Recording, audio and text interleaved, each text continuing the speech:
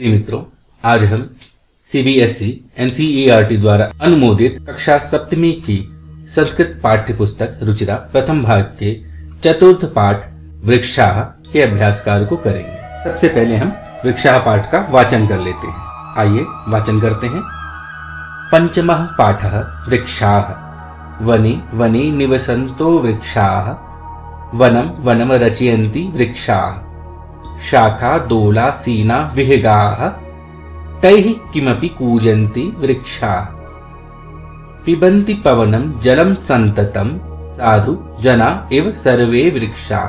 स्पृशन्ति पादैः पातालं च। नभः शिरस्सु वहन्ति वृक्षाः। पयोदर्पणे स्वप्रतिबिम्बं कौतुकेन पश्यन्ति वृक्षाः। प्रसार्य स्वच्छाया संस्तरणं कुर्वन्ति सत्कारं वृक्षाः। ये कविता डॉक्टर हर्षदेव माधव के द्वारा लिखी गई है।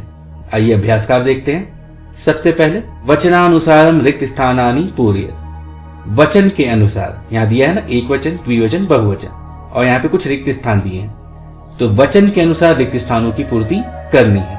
आइए प्रथम अभ्यास कर लेते हैं। यहाँ देखिए, वनम वने वनानि, ये प्रथमा का है। प्रथमा एक वचन के अंत में अम आता है, प्रथमा द्विवचन के अंत में ए आता है, और प्रथमा बहुवचन के अंत में आनी आता है। तो यहाँ पे जले दिया है, यहाँ ए हो गया, तो वने जले। इसी प्रकार यहाँ पे वनम है, तो यहाँ क्या हो जाएगा, जलम। जलम जले। अब यहाँ वनानी है, तो यहाँ क्या हो जाएगा, आनी यहाँ को जोड़ना है जल में। जल में आनी जोड़ेंगे तो क्या बनेगा, जलानी। जलम जले जलानी। वनम वने वनानी। बिंबम ए जोड़ देंगे, बिंब में क्या बनेगा, बिंबे। आनी जोड़ेंगे तो बिंबानी। तो वह पुनः देख लेते हैं। वनम वने वनानि।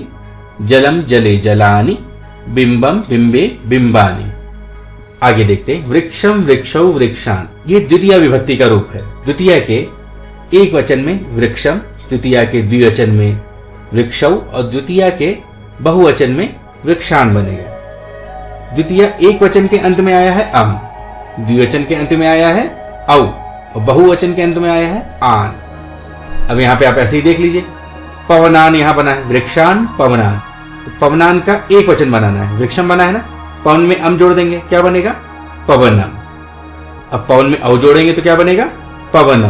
पवनम पवनौ पवनान। जनौ का शब्द होगा जन। अब जन में अम जोड़ देंगे तो क्या बनेगा, जनम, और जन में आन जोड़ देंगे तो क्या बनेगा, जनान। एक बार पुनः देख लेते हैं। वृक्षम वृक्षौ वृक्षान। पवनम पवनौ पवनान। जनम जनौ जनान। द्वितीय अभ्यास को देखते हैं। कोष्ठकेषु प्रदत्त शब्देषु उपयुक्त विभक्तिं योजयित्वा रिक्त स्थानानि पूरयेत्। कोष्ठक में दिए गए, ये कोष्ठक में शब्द दिए गए ना, इनमें उपयुक्त विभक्ति, जो सही विभक्ति है, उसको योजित्वा जोड़ करके रिक्त स्थान की पूर्ति करनी है। आइए इस अभ्यास को देख लेते हैं। उदाहरण क्या है, यथा अहम रोटिकाम खादामि। रोटिका, यहाँ देखिए कोष्ठक में रोटिका शब्द दिया है, और रोटिका में द्वितीय विभक्ति जोड़ दिया है, रोटिकाम। अहम रोटिकाम खादामि। देखिए जिस चीज की आप इच्छा करते हैं ना, जिस चीज को आप चाहते हैं, उसमें हम प्रायः द्वितीय विभक्ति जोड़ देते हैं। यहाँ पे अहम रोटिकाम खादामि, यहाँ पे खाना चाहता है, क्या खाना चाहता है, रोटिका, ये चाह रहा है ना, तो रोटिका में द्वितीय विभक्ति आ गई। इसी प्रकार जहां जहां आपको लग रहा है कि व्यक्ति किसी चीज की इच्छा कर रहा है, वहां पे आप द्वितीय विभक्ति जोड़ दीजिए। अब चलते हैं अगले उदाहरण की ओर देखते हैं। त्वम पिबसि, तुम पीते हो, ठीक है। अब पीते हो तो ये क्या पीना चाहता है, जल पीना चाहता है, तो जल में कौन सी विभक्ति आ जाएगी, द्वितीय विभक्ति। द्वितीय विभक्ति एक वचन में क्या बनेगा, बिल्कुल सही, जलम। त्वम जलम पिबसि। इसी प्रकार छात्र पश्यति, छात्र देखता है, क्या देखता है, दूरदर्शन देखता है। यहाँ पे वो क्या देखना चाह रहा है, दूरदर्शन को। क्रिया के द्वारा दूरदर्शन वो देख रहा है, तो दूरदर्शन में भी द्वितीय विभक्ति आ जाएगी। दूरदर्शन का द्वितीय एक वचन क्या बनेगा, दूरदर्शनम। छात्र दूरदर्शनम पश्यति। इसी प्रकार वृक्षाः पिबन्ति। अब यहाँ पे पवन है, पवन को पीते हैं। वृक्ष क्या पीना चाह रहा है, पवन को, तो पवन का भी द्वितीय एक वचन क्या बनेगा, पवनम। वृक्षाः पवनम पिबन्ति। ताः लिखन्ति, वे लिखते हैं, ठीक है, वे लोग लिखते हैं। क्या लिखते हैं, कथा को लिखते हैं। क्या लिखना चाह रहे हैं यहाँ पे वो, कथा को, तो कथा का द्वितीय एक वचन क्या बनेगा, कथा। ताः कथाम लिखन्ति। आवाम गच्छावा, हम दोनों जाते हैं। कहाँ जाना चाह रहे हैं लोग? जंतुशाला को जाना चाह रहे हैं। जंतुशाला का द्वितीय एक वचन क्या बनेगा? जंतुशाला। आवाम जंतुशालाम गच्छावः। तृतीय अभ्यास की ओर बढ़ते हैं। अधोलिखितेषु वाक्येषु कर्तृपदानि चिन्हतु। ये नीचे वाक्य दिए गए हैं ना, अधोलिखितेषु, नीचे दिए गए वाक्यों में से आपको कर्ता पद या कर्तृपद का चयन करना है। चलिए इनका चयन करते हैं। वृक्षाः नभः शिरस्तु वहन्ति। देखिए ये चीज हमेशा ध्यान रखिएगा, जो भी कर्ता होगा वो हमेशा प्रथमांत ही होगा, ठीक है, चाहे वो एक वचन हो, चाहे द्विवचन, चाहे बहुवचन, लेकिन वो रहेगा प्रथमांत ही। तो इस वाक्य में जो भी प्रथमांत है वो कर्ता है।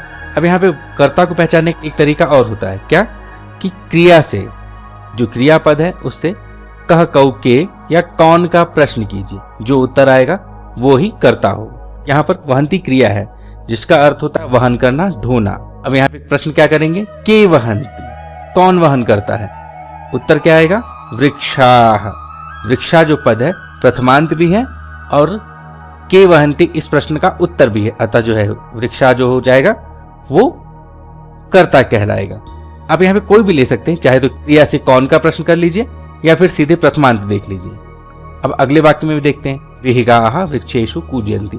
अब यहाँ पे आप पुनः प्रश्न कर सकते हैं, के कूजयन्ति, कौन कूजते हैं? तो उत्तर क्या आएगा? विहिगाः। तो विहिगा जो हो जाएगा वो कर्ता पद हो जाएगा। या फिर आप यहाँ पे सीधे सीधे देख लीजिए प्रथमांत कौन है? विहिगा, विहिगौ, विहिगाः। विहिगाः जो है प्रथमांत है, इसलिए विहिगाः कर्ता कहलाएगा।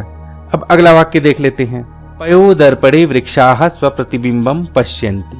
ठीक है, अब पश्यन्ति यहां से पुनः प्रश्न कीजिए, के पश्यन्ति, कौन देखते हैं या कौन देखता है? तो उत्तर आएगा वृक्षाः। अब या फिर आप देख लीजिए ये प्रथमांत है कि नहीं?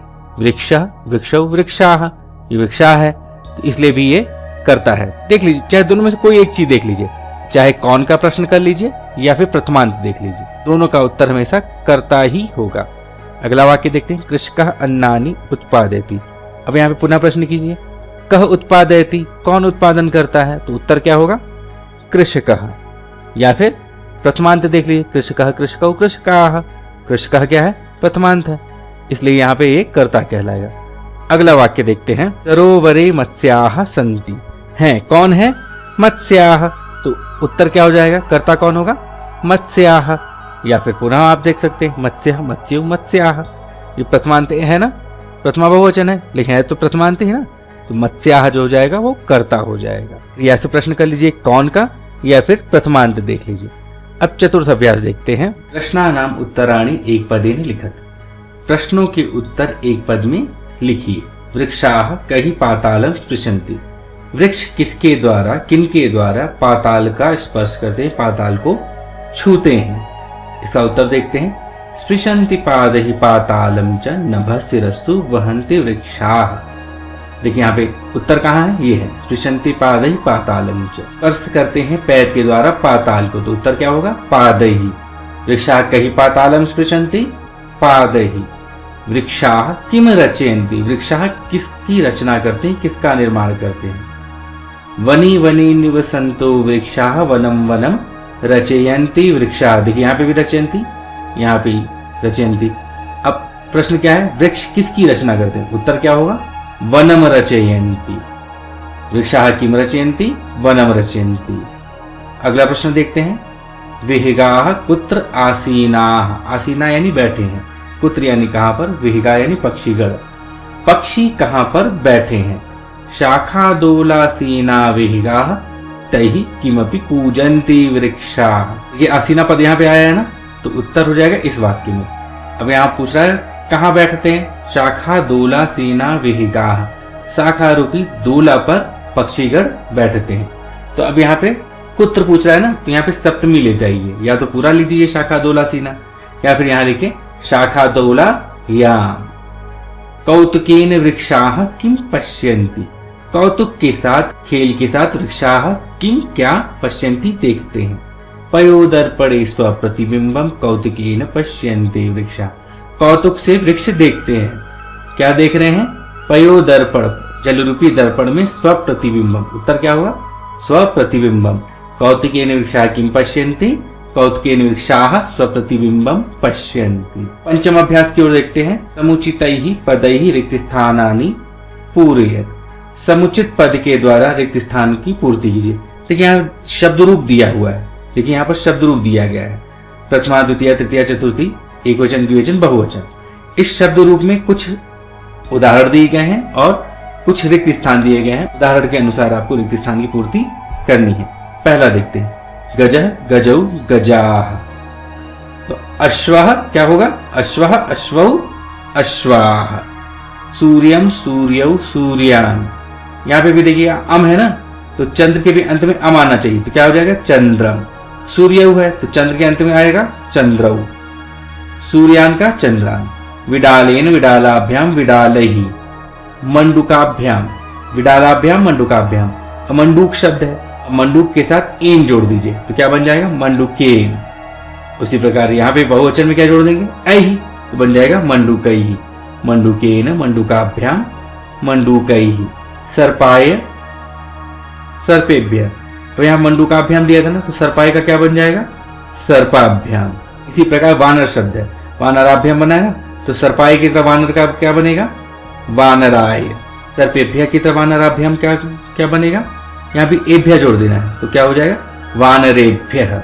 आगे देखते हैं मोदकात। तो यहाँ पे क्या होगा सोचिए, भ्याम जोड़ दीजिए तो क्या बन जाएगा, मोदक के साथ भ्याम जोड़िए मोदकाभ्याम, और यहाँ पे एभ्य जोड़ दीजिए तो हो जाएगा मोदकेभ्य।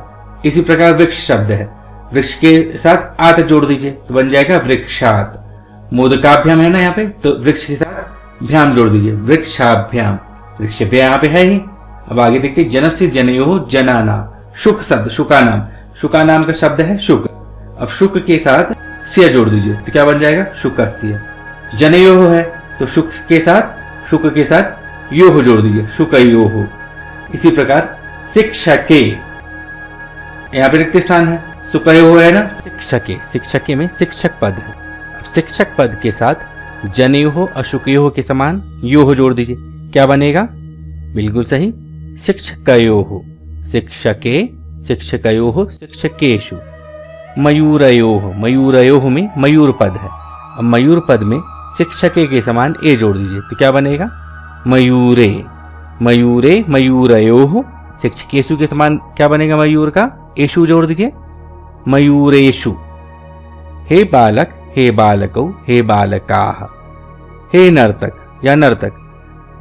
अब हे बालकौ है तो यहां पे क्या हो जाएगा हे नर्तकौ। हे बालकाः है तो यहां पे क्या हो जाएगा हे नर्तकाः। अब षष्ठ अभ्यास की ओर चलते हैं।